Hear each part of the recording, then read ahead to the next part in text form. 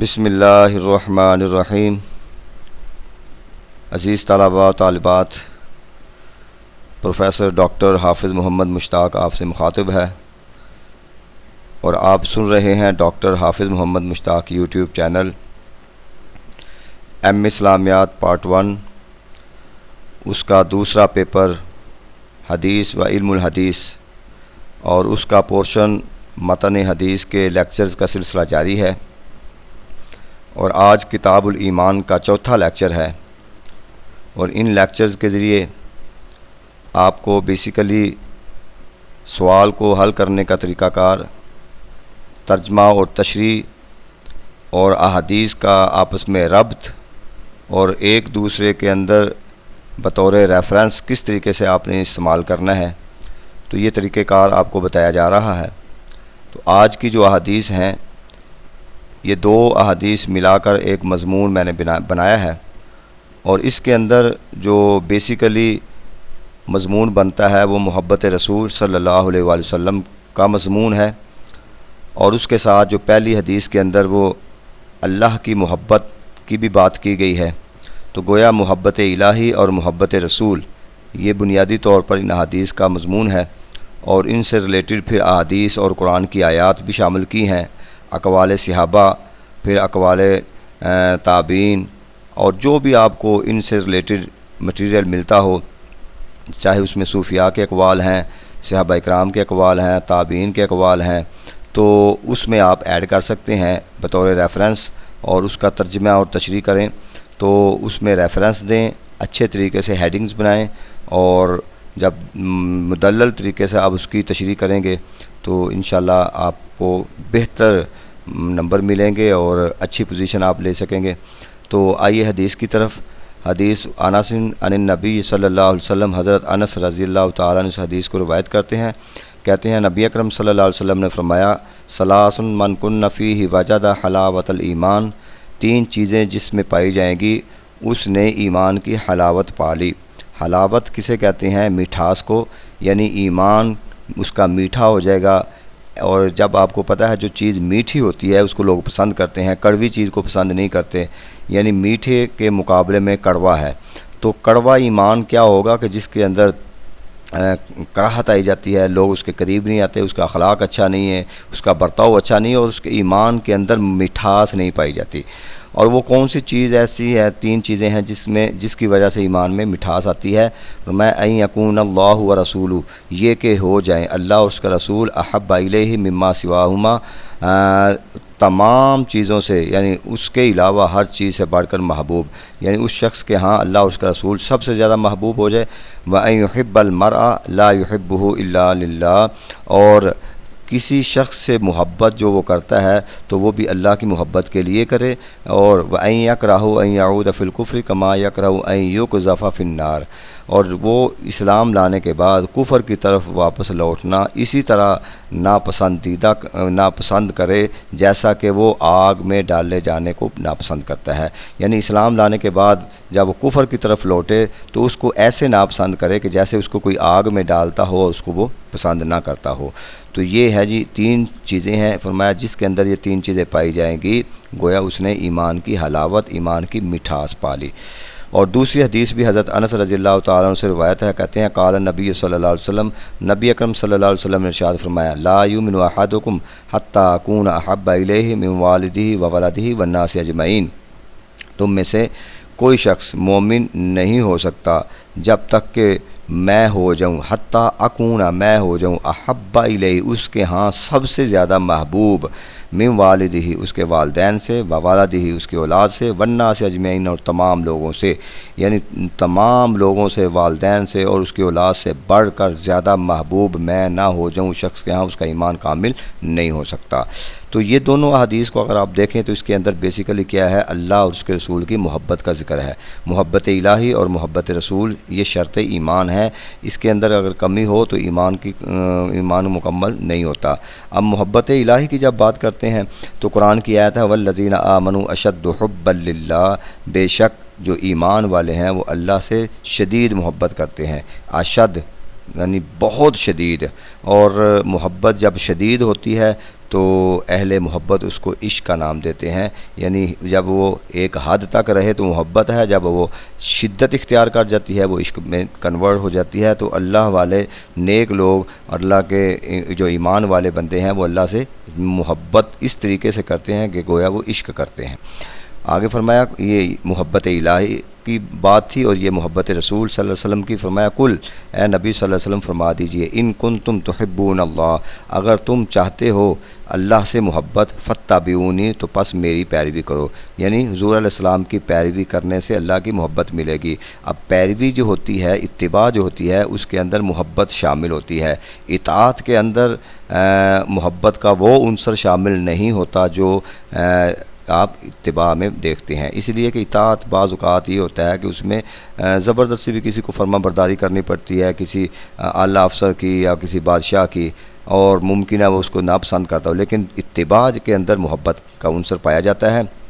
مطلب یہ ہے کہ مجھ سے محبت کرو گے تو اللہ تم سے محبت کرے گا، اور پھر صرف یحببکم اللہ، پھر اللہ تم سے محبت کرے گا، میری پیروی کرو گے، نہ صرف محبت کرے گا، ویغفر لکم ذنوبکم، تمہارے گناہوں کو بخش دے گا، واللہ غفور رحیم، اللہ تعالیٰ بخشنے والا رحم کرنے والا ہے۔ تو یہ بھی محبت رسول صلی اللہ علیہ وسلم کی طرف اشارہ ہے، اور اگلی یہ سورۃ آل عمران ہے، اور اگلی سورۃ توبہ کی آیت ہے۔ فرمایا اس کے اندر بھی کل، اے نبی صلی اللہ علیہ وسلم فرما دیجئے، ان کان آباؤکم و ابناؤکم، اگر تمہارے باپ، تمہارے بیٹے، و اخوانکم، تمہارے بھائی، و ازواجکم، تمہاری بیویاں، و عشیرتکم، تمہارے خاندان، و اموال اقترفتموها، اور وہ مال جس کو تم کماتے ہو، و تجارت تخشون کسادہ، اور وہ تجارت جس کا تمہیں خدشہ ہو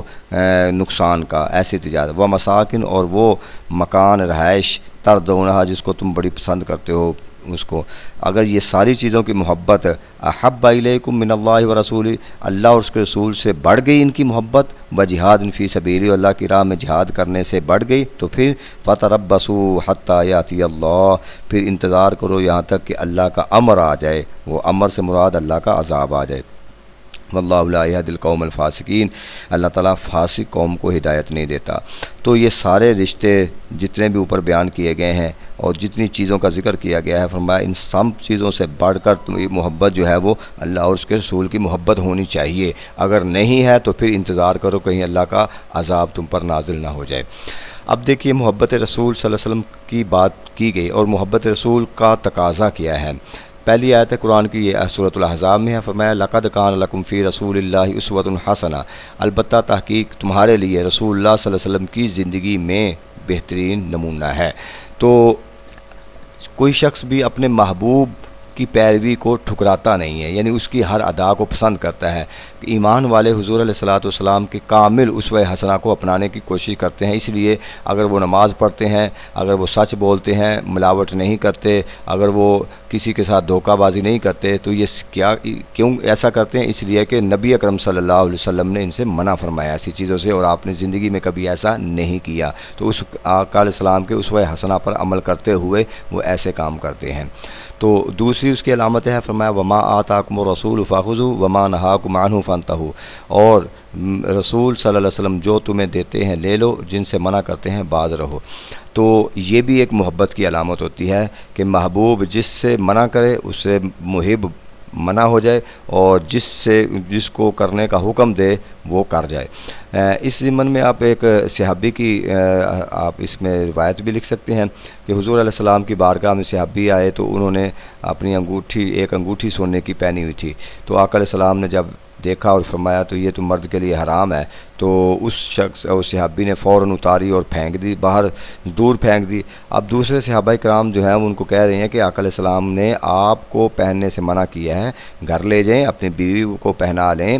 گھر میں بیچ کر کوئی ساز و سامان لیں، اس سے منع تو نہیں کیا۔ مگر اس صحابی کہتے ہیں کہ چونکہ حضور علیہ السلام نے منع فرما دیا، اور میں اس حالت میں کہ میں نے پہنی ہوئی تھی، تو میں حضور علیہ السلام کی حکم پر عمل کرتے ہوئے میں اب اس کو اٹھاؤں گا بھی نہیں۔ اس کو کہتے ہیں اتباع، اس کو کہتے ہیں جو چیز کہتے ہیں اس کو لے لو، جس سے منع کرتے ہیں اس سے باز رہو۔ تو یہ محبت کی علامت ہے۔ اگر آپ حدیث میں دیکھتے ہیں تو اس میں ایک حضرت عمر فاروق رضی اللہ تعالیٰ عنہ حضور علیہ السلام کے ساتھ جا رہے تھے، آپ ہاتھ مبارک پکڑا ہوا تھا آقا علیہ الصلوۃ والسلام نے حضرت عمر کا، تو حضرت عمر فاروق عرض کرتے ہیں یا رسول اللہ صلی اللہ علیہ وسلم، اپنے دل کی طرف اشارہ کرتے ہوئے نفس کی طرف، کہ یہ دل کے علاوہ میں آپ سے محبت کرتا ہوں ہر چیز سے بڑھ کر، یعنی سوائے اس دل کے۔ تو آقا علیہ السلام نے فرمایا نہیں، ابھی تمہارا ایمان مکمل نہیں ہوا، اس وقت تک تمہارا ایمان مکمل نہیں ہوتا جب تک اس دل اپنے نفس سے بھی بڑھ کر مجھ سے محبت نہیں کرتے۔ تو پھر حضرت عمر فاروق فرماتے ہیں کہ اب اللہ کی عزت کی قسم، اب میں اپنے نفس سے بڑھ کر آپ سے محبت کرتا ہوں۔ تو حضور علیہ السلام نے فرمایا اب تمہارا ایمان مکمل ہوا۔ تو یہ ہے ایمان کی علامت کہ دل و جان سے بڑھ کر، ہر چیز سے بڑھ کر، ہر چیز کی محبت کے اندر ایک لمٹ پائی جاتی ہے، والدین کی محبت، اساتذہ کی محبت، اولاد کی محبت، بڑوں کی محبت، چھوٹوں کی محبت، ہر کسی کی محبت کے اندر ایک لمیٹیشن پائی جاتی ہے، مگر حضور علیہ السلام کی محبت ایسی ہے کہ ہر چیز سے بڑھ کر ان سے انسان کو سب سے نزدیک محبت اس کی جان سے ہوتی ہے۔ اب قرآن کہتا ہے، اب وہ آیت یہاں پہ میں نے نہیں لکھی، آپ لکھ لینا، سورۃ الاحزاب کی آیت ہے، النبی اولیٰ بالمؤمنین من انفسہم، اسی ضمن میں آپ لکھ لینا کہ نبی مومنین کی جانوں سے بھی زیادہ قریب ہے۔ اب آپ اس سے اندازہ کر لیں کہ جان انسان کے سب سے زیادہ قریب ہوتی ہے، تو فرمایا کہ میرا نبی جو ہے وہ تمہاری مومنین کی جانوں سے بھی زیادہ قریب ہے۔ مطلب یہ ہے کہ اگر جان قربان کرنے کا موقع آئے تو اب میرے نبی صلی اللہ علیہ وسلم پر اپنی جان بھی قربان کر دینا۔ تو اب یہ حدیث بھی آپ اس میں لکھ دیں، لا یؤمن احدکم حتی اکون احب الیہ من والدہ وولدہ والناس اجمعین، اس کا ترجمہ میں نے کر دیا ہے۔ صحابہ کرام اور محبت رسول، بہت ساری مثالیں ہیں، میں نے چند آپ کے سامنے اشاراتاً رکھی ہیں، آپ کے پاس اور بھی بہت ساری مثالیں ہوں گی صحابہ کرام کی زندگیاں، جن کے لیے اللہ نے فرمایا کہ آمنوا کما آمن الناس، ایسا ایمان لاؤ کہ جیسا لوگ ایمان لائے، اور لوگوں سے مراد یہاں صحابہ کرام ہے۔ تو صحابہ کرام کے ایمان کے طرز کا ہمیں ایمان لانے کا حکم دیا گیا ہے۔ اب ان کی محبت حضور علیہ السلام کے ساتھ کیسی تھی؟ اب صلح حدیبیہ کے موقع پر دیکھیں تو ایسی محبت کا اظہار کیا کہ جب وہ صحابہ کرام موجود تھے اور عروہ بن مسعود مکہ سے نمائندہ بن کے آیا تھا، تو اس نے دیکھا کہ حضور علیہ السلام جو ہے وہ جب وضو فرماتے ہیں تو آپ کے وضو کا پانی صحابہ کرام نیچے نہیں گرنے دیتے، ایک ایک قطرہ اپنے جسموں پر مل لیتے ہیں، بال مبارک کا قطرہ ایک تنکا نیچے نہیں گرنے دیتے، آپ کے پسینے کا ایک قطرہ نیچے نہیں گرنے دیتے، اس طرح ٹوٹ پڑتے ہیں، آپس میں لڑ پڑتے ہیں حضور کے علیہ السلام کے پسینے کو حاصل کرنے کے لیے اور پانی کو حاصل کرنے کے لیے۔ تو اس طرح جب آپ بات کرتے ہیں سارے ادب سے بیٹھ جاتے ہیں،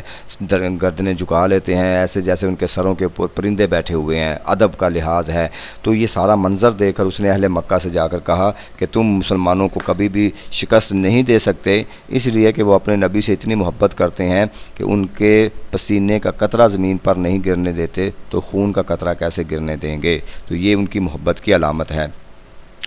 اسی طریقے سے غزوہ احد اور غزوہ حنین کے موقع پر آپ دیکھیں کہ جب حضور علیہ السلام ایک لمحہ ایسا آیا کہ تنہا رہ گئے، اور آپ نے جب لوگوں کو بلایا اپنی طرف، حکم دیا اور آپ نے آواز نکال لی، تو ایسے صحابہ کرام آپ کی طرف آئے اور تیروں کی بچھاڑ ہوتی رہی ان کے جسموں پر، اور تلواروں کے وار ہوتے رہے، نیزوں کے وار ہوتے رہے، انہوں نے اپنے جسم گھائل کر لیے، شہادت حاصل کر لی اور اپنا تن من دن قربان کر دیا، جان نچھاور کر دی، لیکن آقا علیہ الصلوۃ والسلام کا ساتھ نہیں چھوڑا اور حضور کی ذات پر اپنے آپ کو قربان کر دیا۔ تو یہ محبت کی علامت ہے۔ حضور علیہ السلام کے وصال کے موقع پر صحابہ کرام کا یہ جو ایک طرز عمل تھا، خاص طور پہ حضرت عمر فاروق رضی اللہ تعالیٰ عنہ،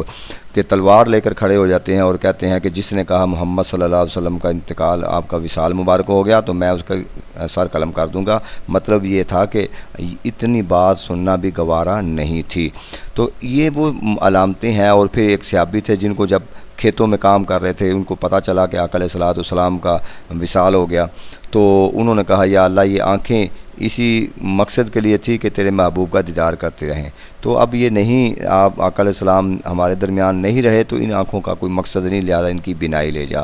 تو یہ ہے محبت رسول جو صحابہ کرام کی زندگیوں سے ہمیں ملتی ہے۔ آپ اس میں مزید اگر لکھنا چاہیں تو خواجہ جو کہ تابعی ہیں، وقت کے بہت بڑے تابعی ہیں، اگرچہ حضور علیہ السلام کے دور میں تھے آپ کے ظاہری حیات مبارکہ میں، لیکن ملاقات نہیں ہو سکی، اس لیے صحابیت کا شرف نہیں ملا جو کہ خواجہ ویسے کرنی۔ تو انہوں نے دیکھے حضور علیہ السلام کی محبت کے سلسلے میں اپنے دانت جو ہیں سارے نکال دیے کہ آپ کے غزوہ احد کے موقع پر دانت آپ کے شہید ہوئے، انہوں نے سوچا کہ یہ شہید ہوئے ہوں گے، یہ شہید ہوئے، اس طرح کرتے کرتے سارے دانت نکال دیے، اور یہ بھی علامت ہے محبت رسول صلی اللہ علیہ وسلم کی۔ اسی طرح حضرت زید بن وسنہ، کفار ان کو پکڑ کر لے جاتے ہیں، ابو سفیان اس وقت ابھی مسلمان نہیں ہوئے تھے، تو ان کو پھانسی پر لٹکانے لگے، تو ان کو ابو سفیان کہنے لگے کہ آپ ایسا کرو کہ اگر آپ چاہتے ہیں کہ آپ کی جگہ محمد صلی اللہ علیہ وسلم کو معاذ اللہ ان کو پھانسی لٹکا دیا جائے یا ان کو شہید کر دیا جائے اور آپ کو چھوڑ دیا جائے، تو یعنی گویا کہ جیسے ان کی محبت کا ایک امتحان لینا چاہتے تھے، تو انہوں نے آگے سے کہا، جو کہ پھانسی کے پھندہ کو سامنے دیکھ رہے تھے، تو کہا اللہ کی عزت کی قسم مجھے ہرگز گوارا نہیں کہ میں رہا ہوں اور محمد صلی اللہ علیہ وسلم میری جگہ پہ آئیں، میں تو یہ چاہتا ہوں کہ ان کے پاؤں میں کانٹا بھی نہ چبھے۔ اور یہ سن کر ابو سفیان جو ہے وہ بہت حیران ہوگا اور مجبور ہو کر کہنے لگا کہ اس طرح کے شیدائی اور اس طرح کے اصحاب محمد صلی اللہ علیہ وسلم جیسے میں نے آج تک زندگی میں کبھی نہیں دیکھے۔ تو یہ ہیں چند مثالیں محبت رسول صلی اللہ علیہ وسلم کی۔ اب آپ نے ذرا اس میں غور سے یہ دیکھنا ہے کہ اب یہ سوال جو ہے وہ آپ کو کئی جگہ پہ کام آ سکتا ہے، یہ آیات بھی یا حدیث بھی۔ آپ سورۃ الاحزاب میں یا ایھا النبی انا ارسلناک شاہدا ومبشرا ونذیرا وداعیا الی اللہ باذنہ وسراجا منیرا، یہاں پہ حضور علیہ السلام کے فضائل بیان ہوئے ہیں۔ جب فضائل بیان ہوتے ہیں نا، تو فضائل ہر چیز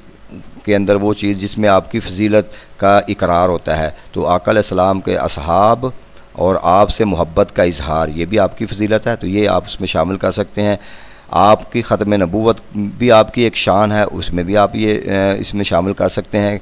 کہ آقا علیہ السلام کے ایسے صحابہ آج تک کیا اس کے بعد کسی کے ہیں کہ وہ نبی آئے گا، یعنی اس کو بھی آپ ایڈ کر سکتے ہیں۔ پھر اس کے علاوہ آپ